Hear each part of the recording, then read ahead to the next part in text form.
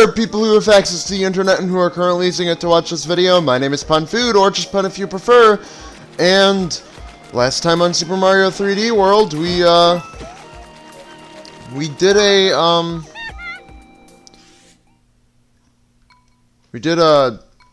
did all of World 4. What am I trying to say? I'm trying to actually hear myself think. The game is too loud for a minute there.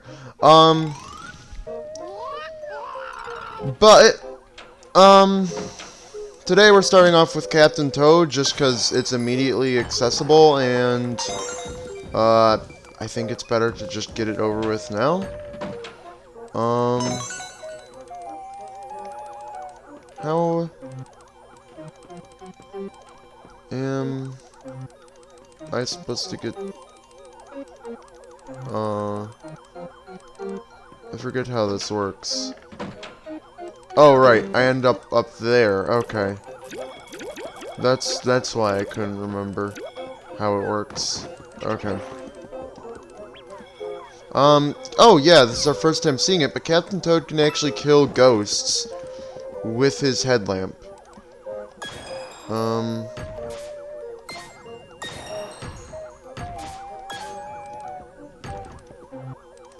Okay.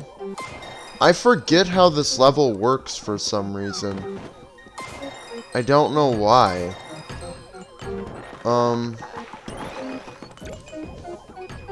Oh. I don't forget that.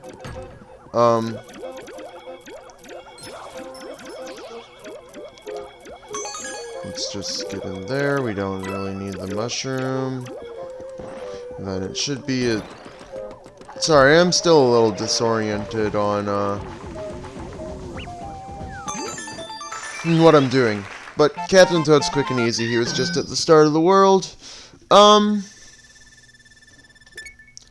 Anyway. Hold on. I won't actually say what I'm gonna say.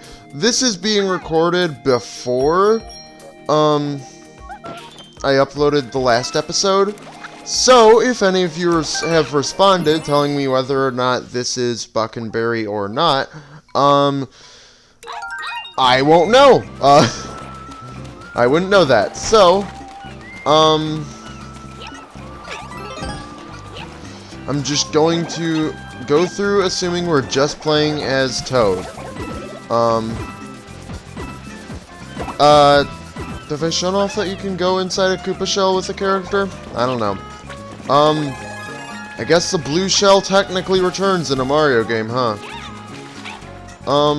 And this is our first instance of the boomerang flower, too. Boomerang flower might be my favorite power-up in the game. I just love it. I don't know, I've always liked boomerangs. They've just seemed so cool. I mean... I can't remember any other reasons why I've loved boomerangs. Like, specifics. I'm sure I have some, but, I just can't remember what they are at the moment. I don't know, I'm sure they'll come back to me. Anyway, I want that extra flower here. Going through this level is kind of open world. It's not open world, but it's kind of a more open level in the sense that you can,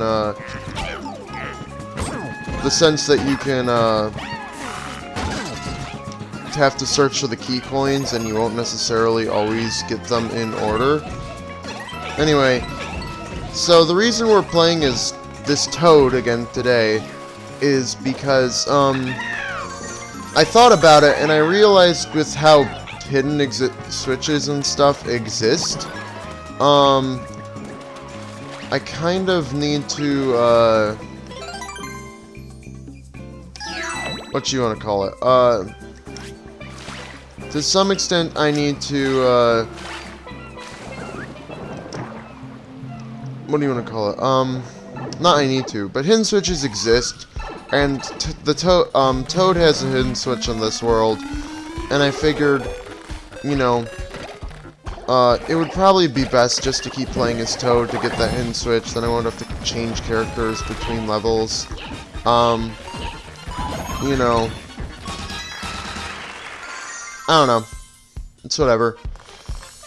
But Toad is also probably my least favorite character to play as, so I think it best to just play as him now, get my second play of of levels done with him.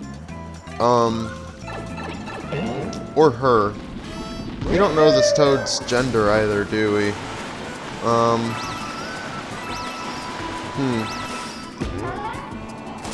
Anyway. World 5, I think, on the whole,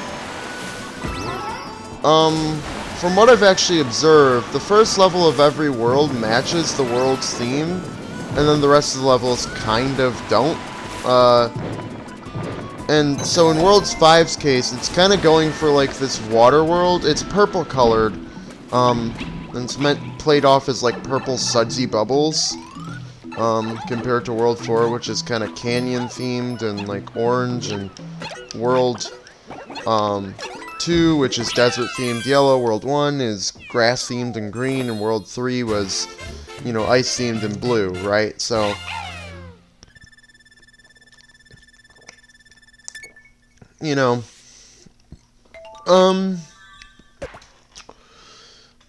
so World 5 is technically supposed to be like water themed, but I don't really think it is like at all.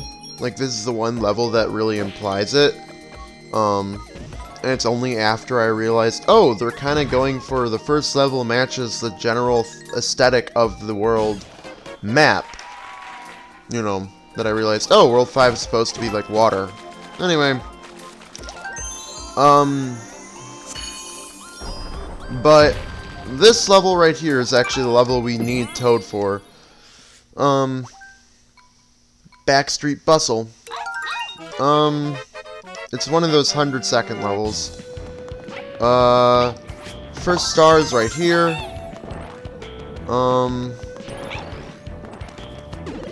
Save time by using whatever. Take the safe option of using this lift platform. That sucks for me.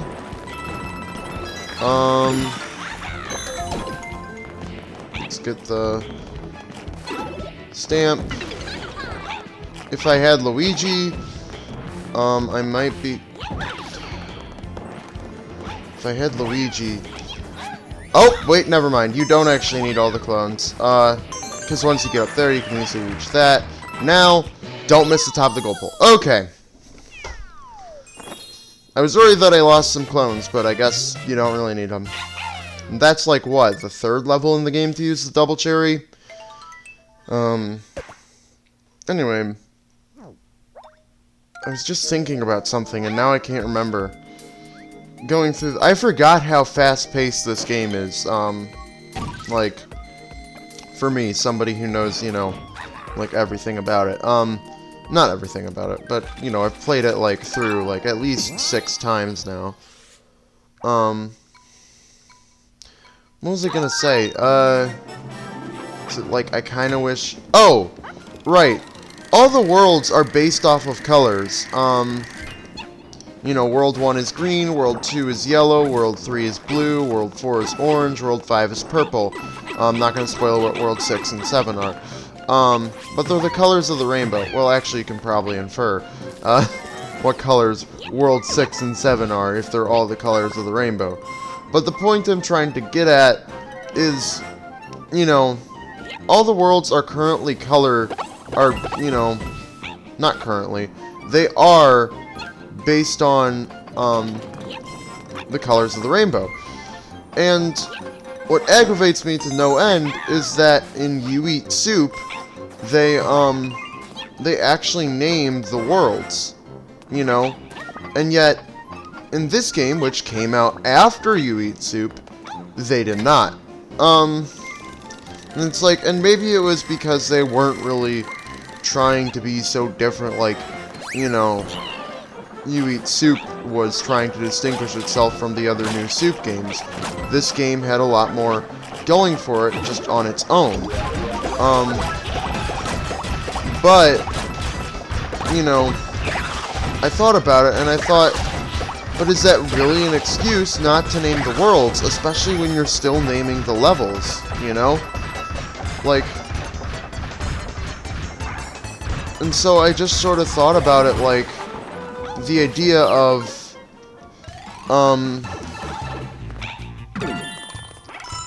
just, like, thinking it over in my head, and I thought, you know, maybe, you know, they have all the colors of the rainbow, so why not, you know,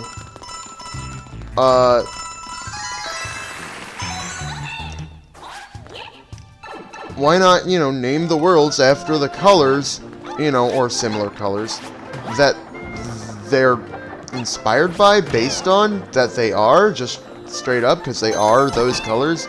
I don't know.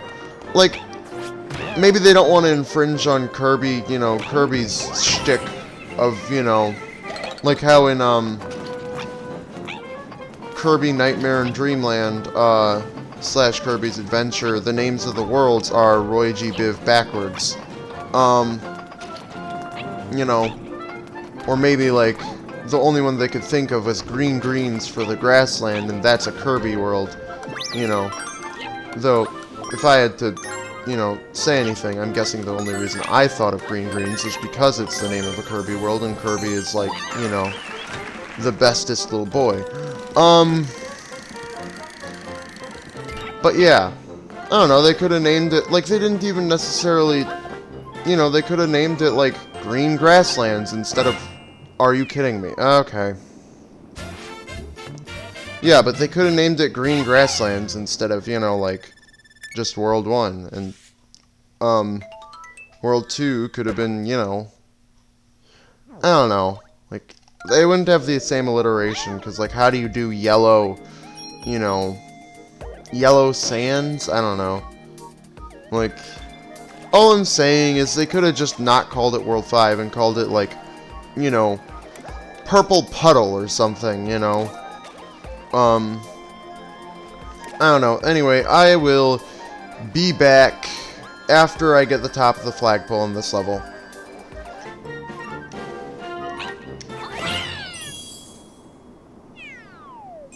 Alright.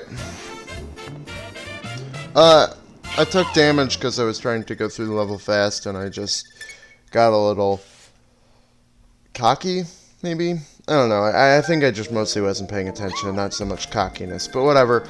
Top of the flagpole. Here we are. Charge and Chuck Blockade is back. Is it any harder? Not really.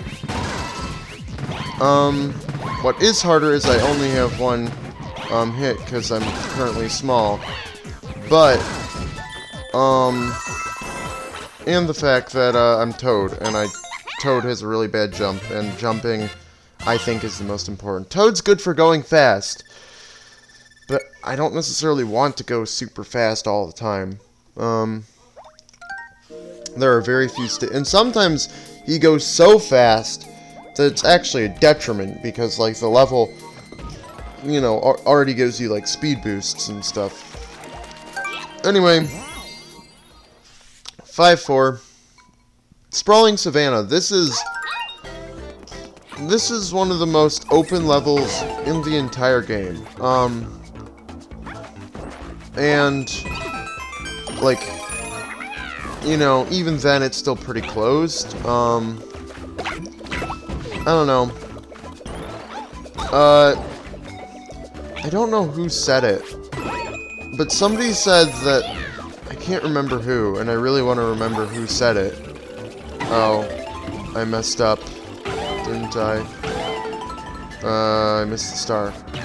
I thought that was the one that launched me to the point of no return. Luckily, it doesn't seem like it is. Okay. So, there we go. But somebody said that 3D World was a good, like, bridge for people who have experience with 2D Mario that want to get into, like, a 3D Mario title. But the problem was that there was no actual, like, full 3D Mario title on Wii U. And to some extent I have to agree with them, especially with stages like this that incentivize, you know, more open exploration and stuff, you know. But to another extent, I feel like, you know, I feel like maybe people, you know, were thinking, you know, that 3D Mario had to be a collectathon, you know. Odyssey is a collectathon, there's no doubt about that, you know, and it's still a great game. But personally, I prefer it when 3D Mario isn't a collectathon. I prefer 3D Marios like Galaxy and, you know, 3D World, where it's pretty much a standard Mario game, but in the third dimension. In fact, this is my favorite Mario game, like, of all of them. Anyway, we got this guy, which, there we are. That's the stamp.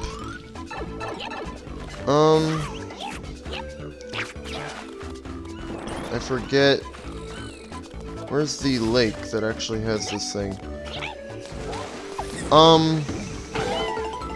No, it just flies us to there. I just wanted to double check. I think I can trust this one. Okay. And now, I want to do that. I guess don't really need the star, so I'm just gonna do kind of avoid the stuff anyway. So whatever. Does the ring stay there? Yes, okay.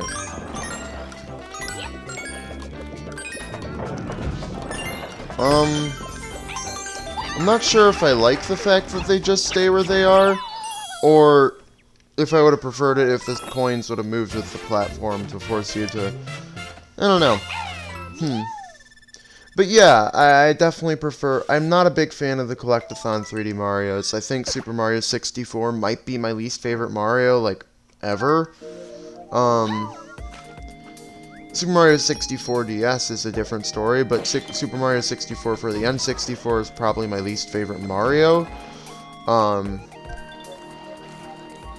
No, Sunshine's my least favorite. It's mostly the jank controls of Sunshine that get me on, you know, Sunshine, but, like, 64 is, like, a good Mario game. That's my least favorite.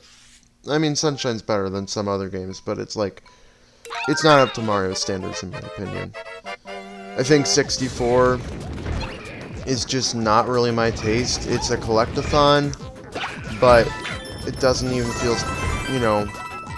It's a collectathon, and to me, it just... The gameplay doesn't feel... Where punching is... In 64, Mario has punches and stuff and whatnot, you know... And the movement just doesn't feel as good as it does in, like, a 2D Mario or whatnot. And getting the stars doesn't feel satisfactory to me. I don't know. This isn't really supposed to be, like, a, you know... I'm not a fan of Super Mario 64 type thing. But it's more so a comparison of... I really prefer the style of... Go for the goal, you know... And to progress, you know... Of, like, 2D Mario... and 3D World, and to some extent, you know, Galaxy. Well, that's fine. Leaf's probably better for this level anyway, in my opinion. Well, in the game's opinion, too, I guess, considering they're giving it to you. Don't know what going up there does, really. Considering the star's right there. I feel like if you throw the Bob-omb, they give you a bit of leniency with, like, in regards to, like, when you throw it at a wall, of it not counting as an explosion against you. Anyway, I think it's... This is, like, I guess one of the few cases where having Toad is better than the other characters. Because Toad can actually catch up to the bunny, in this place.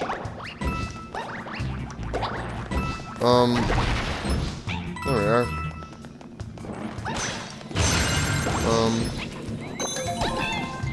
Maybe I was supposed to follow that blast along as it exploded. Whatever. Yeah, Tanuki Leaf's really helpful. Lets you skip a bunch of stuff. The one thing with Toad is he does get good horizontal distance due to the speed, and speed is a major factor in your horizontal distance. But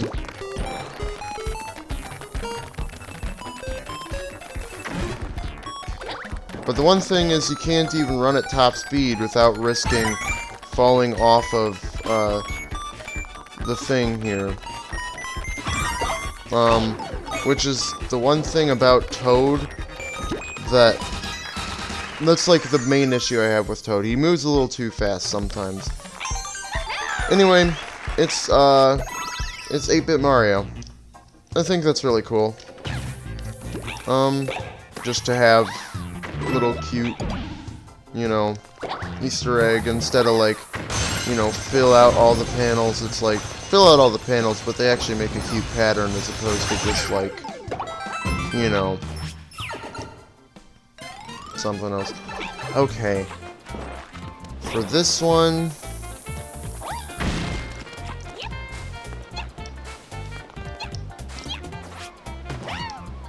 Okay.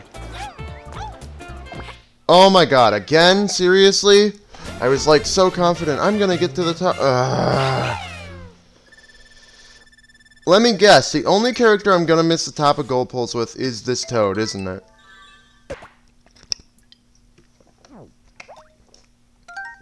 I guess we'll see if that's true.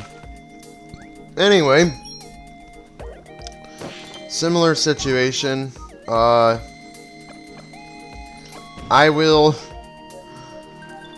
be back after getting the top of the goal pole on this level.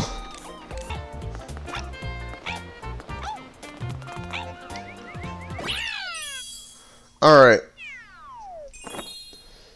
Made it back. Toad's good for one thing. Pair him with the Tanuki suit and you can, like, make most of the games, you know, speed through most of the game's levels, like, really quick. So it made getting back to get that top of the goal pole, pretty fast. Another thing, though, that I completely forgot about, that kind of balances out the Tanuki suit, is that, you can't do, the roll, like, onto a ledge, like your safety roll by pressing, like, instead you do this, you know? You know, you normally do the roll by pressing the dash button and the crouch button, but instead with the Tanuki suit, you know, instead of a mid-air roll, you know, you do the mid-air tail flip. But that's because on the ground, instead of a roll, you do a tail swipe thing with the Tanuki suit too. You know, which does kind of balance out the Tanuki suit. You know, it makes it less viable for recovering, because it's already so good at recovering from, you know, accidents and stuff. Anyway,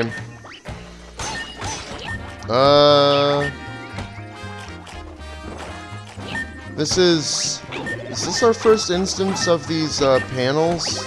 Oh, I probably didn't want to get rid of Tanuki suit. Yeah, the panels flip whenever you jump. I don't think I need double cherry. I might for the star. There might be a star at the end that I need double cherry for, actually. Oh my god, barely made it. Luckily, having two Toads is not counted as double the jumps for when you flip the panels.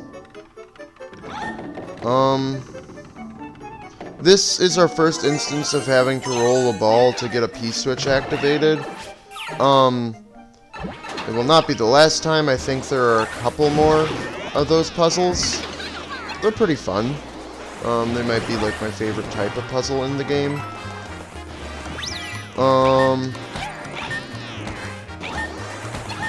Come on.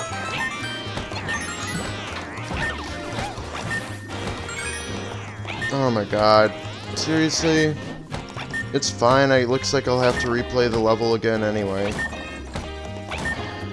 This is... Well, at least I missed like a star and a stamp as opposed to the top of the goal pole, which the top of the goal... Missing the top of the goal pole is what, to me, feels the most, like... Because it's not just like you missed something, it's like you missed it right at the end. You were set on everything else, but you missed the top, you know? That's how it feels. Anyway, but yes, I do have to go back in and get the star and stamp. Do I want to just cut to where I get the star? I think I'll just cut to where I get the star.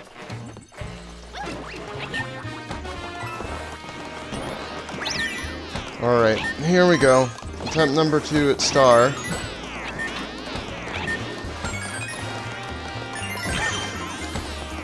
That sucks for the clone, but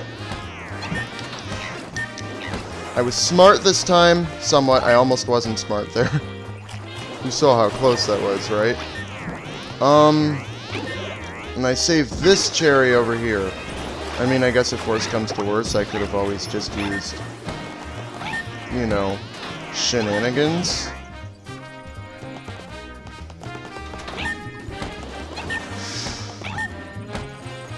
Okay, gotta sync the toads so that they're closer. Okay, cool. Woo! And I don't have to worry about getting the top of the gold pole because I already did that. So I'm just gonna play it safe. Anyway, yeah. That's a fun level sometimes. It's better when you have like Princess Peach or even like Luigi to help with like a bit more airtime over those platforms. Like Toad isn't bad, but it's just, I think he is literally the worst possible character because most of the game relies on jumping. So if your jump height isn't that good, you kind of suffer. I don't know. Anyway, it's a shortcut back to World 1. Like, I wonder sometimes why they made this game, like, interconnected like this, when it literally is only a shortcut from World 5 to World 1. And it's not even like you can go from World 1 to World 5, so it just makes me wonder. But there's this level out here. Should I play this now? Yeah, it's technically considered within World 5's boundaries, so... This is actually considered a bonus level, in that it's, not got any stars or stamps or anything. It is just the money train. And I'm pretty sure it uses the exact same train as in World 3. No, I think it's slightly different. But yeah, the main goal of this train is get money. It's a great place to come if you're looking for extra lives without wanting to farm them on World 1-2, or any other level with a close enough, you know, like gap.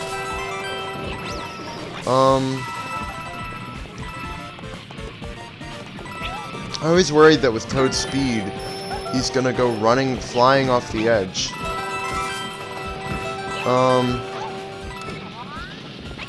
But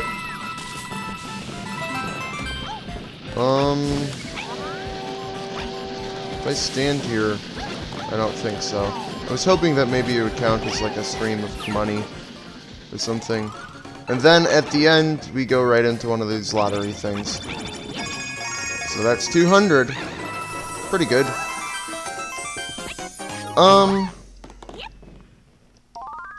It's just a good way to get some coins. It's a fun level. Unfortunately, you only get to play it once, and it doesn't respawn until, I believe, after you beat the game. And it also connects you to World 3 for some reason. Like, again, I don't understand what the point of making the world map interconnected like that was in just this one instance when, you know, it's not even like it's a shortcut. Because you can fast travel to any of the worlds. It's not like you have to actually navigate the world map. I don't know, it's weird. Anyway, World 5-7, Searchlight Sneak. This is a really, really fun level. If you step in one of the searchlights, the cat bills are gonna come after you. Cat Bills, is that their official name? I think it is. Or is it just Bullet Bill and then, like, they're a subcategory with cat, you know, ears and whatever. They're basically the homing bills of, you know, the game. But everything has to be cat-themed, I guess, nowadays. This spring, I'm going to take with you, if you can, because you want to set him down so you can grab that star. I mean, this is just a fun level, whether you avoid the searchlight or not, because if you don't avoid the searchlight, it just launches bullet bills at you. But, you know, I still highly recommend avoiding the searchlight. I honestly thought the searchlight would have hit me there. Okay. You know, and it plays with, like, you know, not, is it perception? Perspective? It plays with, you know, actual line of sight, you know, with the searchlights, too. Which is fun. Also, how rude of you to actually, you know, spawn me, with the bullet bills already coming after me. Anyway. I don't really need the extra, it's worth points, I guess. I forget if I want to get seen by... I don't think I want to get seen by those searchlights. Maybe I do. Okay. Here we are. Now we just need the searchlight to come over here. And we just need to have them blast open the bricks. I don't know. I remember these levels being longer, but I think that's because A, I don't play as Toad, the fastest character in the game, and B, I just generally don't... Even if I am playing this fast, I'm not talking, and I feel like when I talk, it makes things seem like... makes me realize how fast things are actually going, because I barely have time to even talk about what I'm doing, you know, before the level ends. Anyway, World 5 is actually host to some of my favorite levels. I think Searchlight Sneak is probably my favorite level in World 5. Just gonna review that. Yeah, Searchlight Sneak, probably my favorite level in World 5. In World 4, I said it was the Spike Ruins. In World 3, I think I said it was the first level. In World 2, it's Shadow Play. In World 1, it's the Circus. Right. I'm just trying to keep track of which one. Anyway, King Kathunk's Castle. World 5-Castle. And we actually have 2 castles in a row instead of like a train level or a tank level. So where's this one fall? This one might be my favorite. This is a really fun level. If I had to say anything, I would say that World 2, currently my least favorite, followed by probably World 1, just because, you know, it's World 1, so it's not really super deep, you know, or not a whole lot of depth to the platforming. Followed by World 3, because after consideration, yeah, train level, it can be fun, but it's still, like, kind of an auto-scroller for a castle. I think it's a fun level, but in terms of, like, what I expect from a castle, it's just not quite there. And then I would say World 4, and then World 5. So I'd say they've been doing a pretty good job of consistently making each castle better than the last. And honestly, I think World 4 might have my favorite if it wasn't for the boss. I think I said something similar to that effect last episode. But this castle, I think the boss, which we'll see shortly, is still pretty... No, I don't think World 4 would have my favorite if it wasn't for the boss. I think World 4 might be my favorite. Could surpass this castle as my favorite if it had a good boss to also support the good level design. But I love this level, navigating in and out of the ring things here. I lost my cat suit.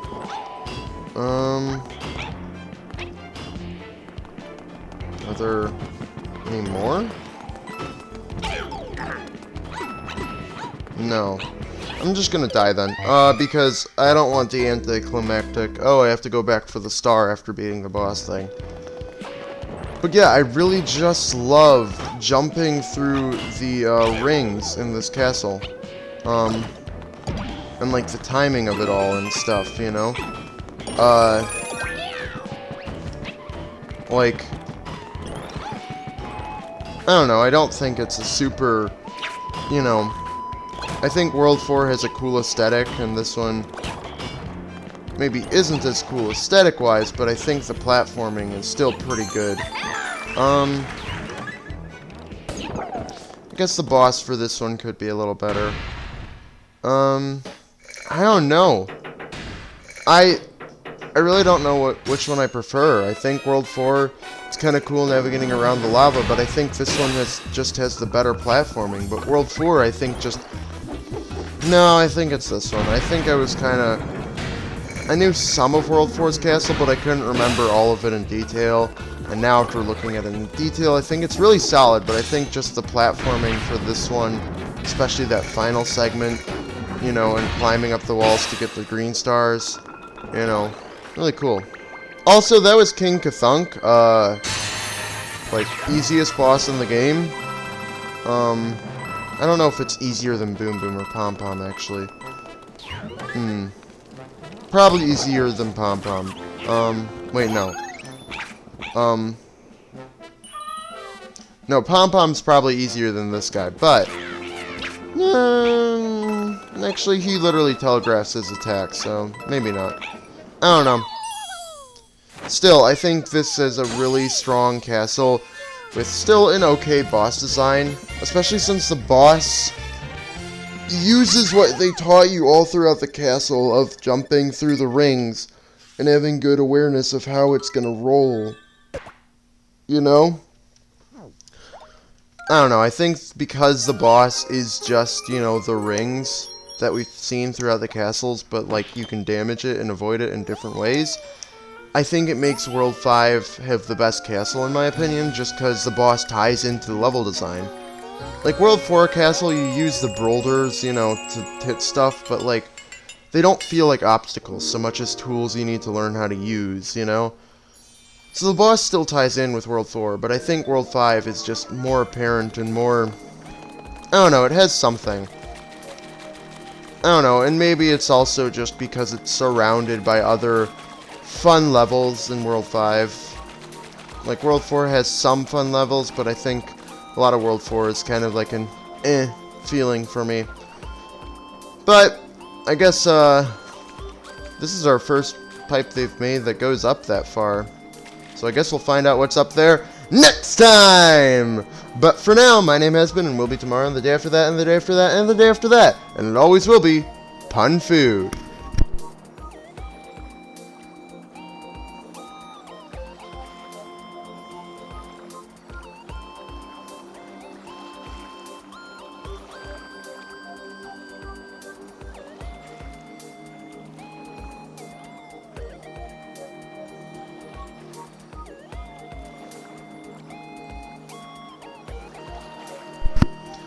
I just have one thing to say. Cat puns are pawsome.